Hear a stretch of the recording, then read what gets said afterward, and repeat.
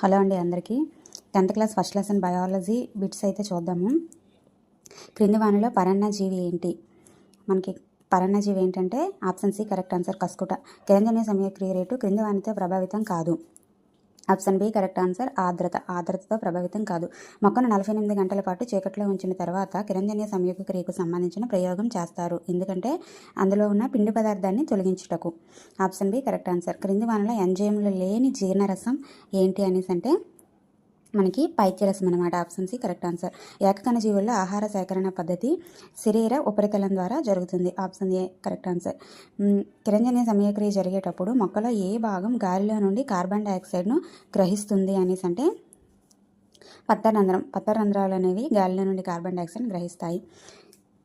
Video నచ్చితే like చేయండి, share చేయండి, సబ్స్క్రైబ్ చేసుకోండి. కింద 8th class third lesson biology notes link ఇస్తాను, కావాలంటే చూడండి.